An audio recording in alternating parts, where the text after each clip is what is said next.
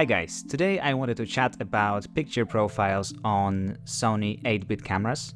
In my case that's Sony ZV-E10, but I think it will be relevant to any 8-bit camera you might have. I shot a couple of comparison frames with my wife and I made sure that the shooting conditions were quite challenging. So there are lots of shadows, lots of highlights, and there's quite a lot happening in the frame. I selected my 4 favorite profiles to compare. Without wasting your time, I will jump to the comparison, and at the end of the video I will tell you which one is my favorite.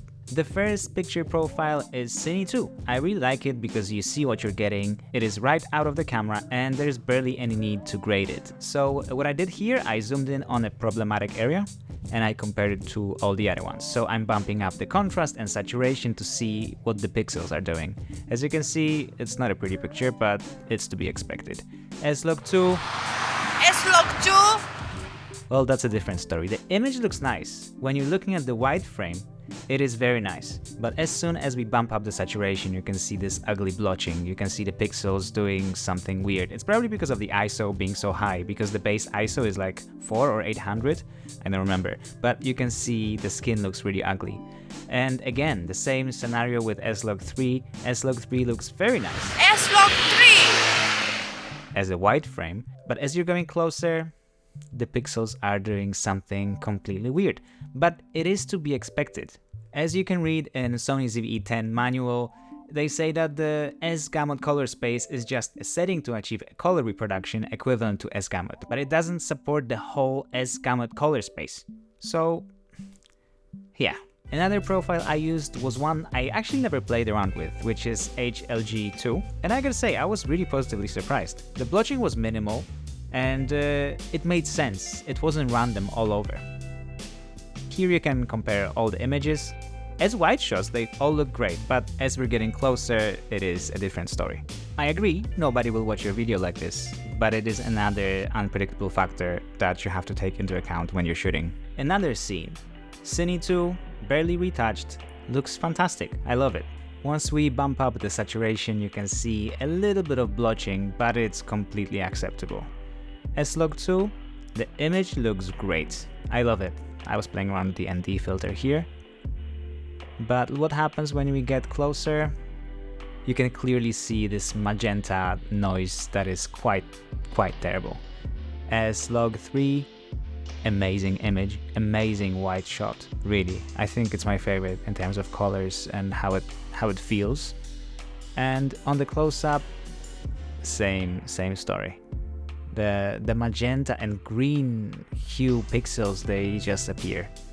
On the HLG, very nice picture, nice dynamic range.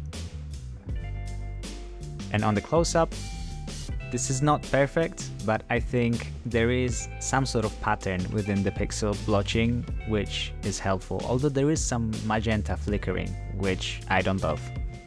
You can see the pattern here. If you really need to grade it in post-production, you can see all those pixels in all profiles except for the Cine 2.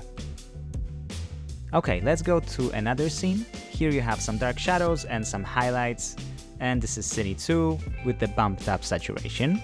This is S-Log with the bumped up saturation. You can see the pixels are creating sort of checkered pattern, and the same thing is happening in S-Log3.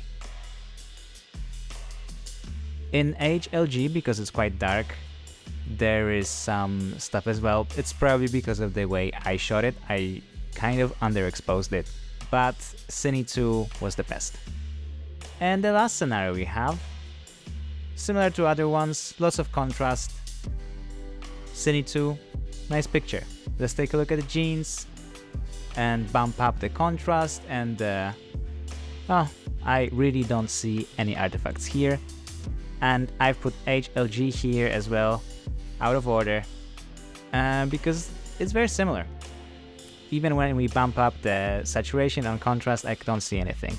On S-Log2, like in the other samples, unfortunately, there is some stuff. As you can see here, you can see kind of a map of red pixels. S-Log3 Cine, it looks amazing. Again, the colors are my favorite. It's really hard to reproduce these colors in other profiles. And unfortunately, the noise is here. So we have to talk about what are we going for with the image. I mean, nobody will zoom in 600 times to look for pixel blotching on our YouTube video. I'm actually bumping it up with hope that you will see those artifacts with YouTube compression. So what's really the point? For me, the answer is simple. Yes, you can get good quality image out of an 8-bit camera with S-Log if you light it properly. But who has the budget to light things properly if they're shooting on an 8-bit camera? Okay, in an interview setup, it's fine because you are controlling the environment, but most of the time you're just running with the camera. You are shooting outside, you have very tough conditions that are changing. Like if you're outdoors, it is impossible to control the sun. So for the ease of mind and the ease of use, I will stay with Cine 2 and HLG. Please don't kill me, you can use whatever you want. That's just how I feel about it. I hope this was helpful. See you next time.